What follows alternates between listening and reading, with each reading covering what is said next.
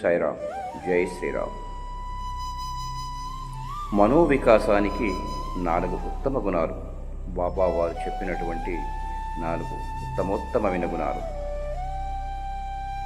మట్టి కుండలో నీరు చూడండి, రోజు రోజుకు తరిగిపోతూ ఉంటుంది. మన ఆయుర్దానం కూడా అంతే. రోజు రోజుకు క్షణం క్షణం మనం మృత్యువుకు దగ్గరవుతూ ఉంటాం. మృత్యు ఎప్పుడు ఎలా వస్తుందో ఎవరూ చెప్పలేరు. అందుకే ఈ క్షణికమైన జీవితం ఉన్నంతలోనే వాయిదాలు వేయక సత్కర్మలు చేయాలి. ప్రతి క్షణాన్ని స్పందించి సద్వినియోగం చేసుకోవాలి. ధర్మానికి 4 పాదాలు. అవి దానం, సత్యం, దయ, తపస్సు. వీటిని ఆచరించడానికి ప్రయత్నించాలి. నాది అనే స్వార్థం నుంచి బయటపడడానికి దేవుడిచ్చిన అవకాశం దానం. సత్యం అనేది మన రుజువర్తనను ప్రతిబింబిస్తుంది. ఆత్మవంచన, పరవంచన లేకుండా స్వచ్ఛంగా జీవించడం సత్యనిష్ట అనిపించుకుంటుంది. మనసు నిత్యం స్వచ్ఛంగా, పరిశుద్ధంగా ఉండాలంటే అందరి పట్ల ప్రేమ, దయ కలిగి ఉండాలి.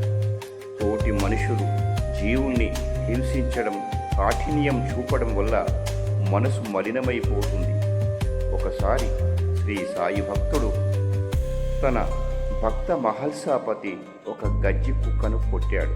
సాయంత్రం తన వద్దకు వచ్చిన మహల్సాపతితో, బాబా, ఎందుకు భక్త ఆ కుక్కను అలా హింసించావు? ఆ జీవిలోనూ నేనే ఉన్నాననే విషయం నీకు తెలియదా అన్నారు. బాబా తోటి జీవుల పట్ల అపార కారుణ్యాన్ని చూపారు. చివరిది తపస్సు.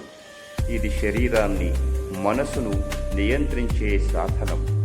పై 4 గుణాలు మనిషిని మానసికంగా పెంచి ఆధ్యాత్మికంగా ఉన్నత స్థితిని కలిగించే ఉత్తమ గుణాలని శ్రీ సాయి ఉద్బోధించారు.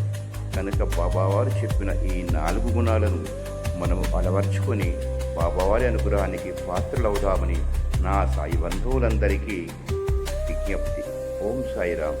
జై శ్రీరామ్. మరిన్ని మంచి వీడియోలతో మీ శరత్ కుమారాచార్య. సర్వే జనా సుఖినో భవంతు. సర్వం శ్రీ సాయినాథార్పణమస్తు.